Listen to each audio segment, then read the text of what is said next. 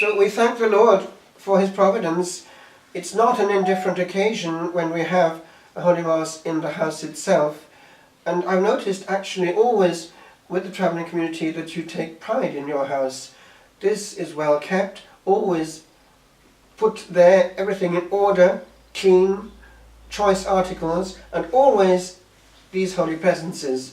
So God is always in the midst with His saints, and that is to your honour. In fact, you can usually recognise one of your houses when you see it, because there's a big statue usually walking around outside. So heaven is close to earth in your situation. And I've often spoken about this to other people, that it's easier to get through to the travelling community than to the settled community. Why? It's not quite so self-sufficient.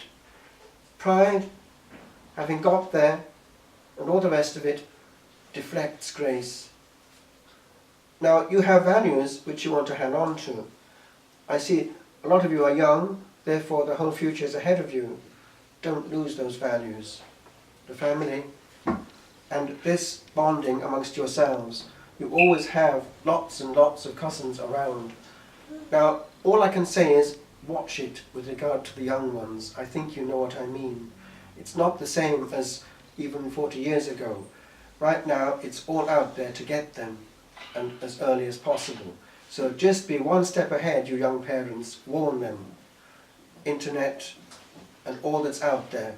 We don't come this way twice. There's no dress rehearsal. It's the real thing first time.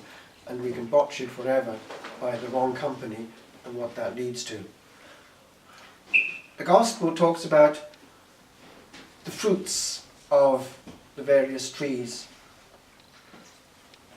A sound tree produces good fruit, but a rotten tree, bad fruit. Have you noticed that people can't really hide their reality all that long? They can try. There's an old saying in French,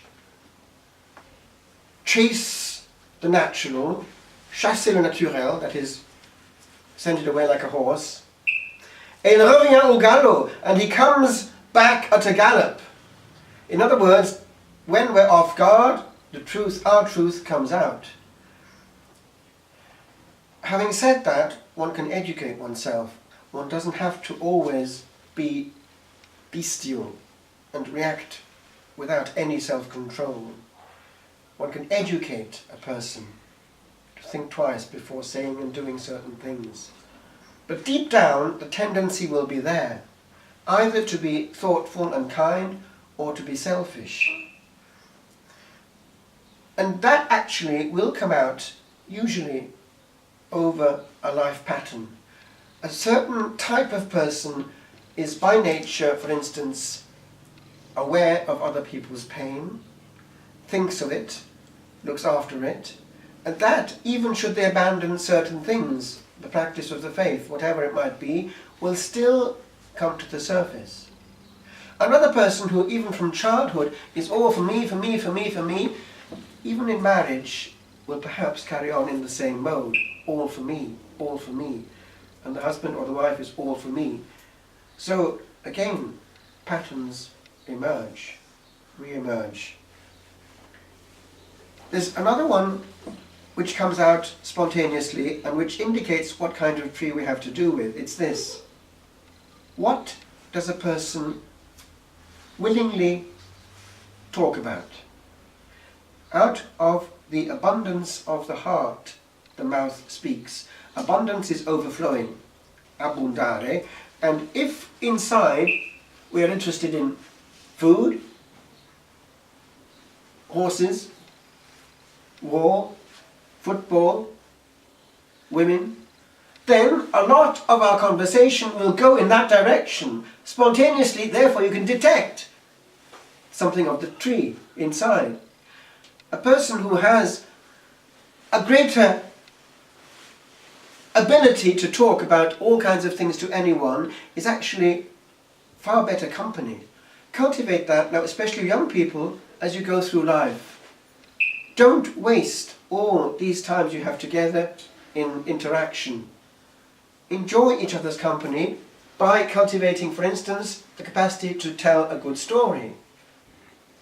it's something which gives joy in a family, whereas if one is heavy and creates pain by grunting and grumbling, it's a bad atmosphere. I leave you with a little trick.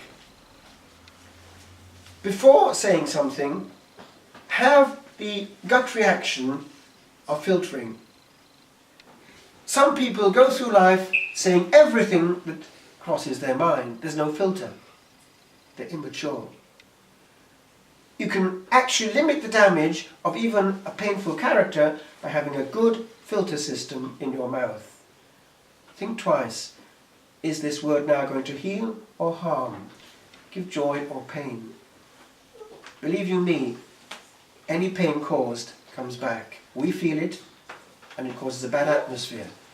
And why go through life in a bad atmosphere?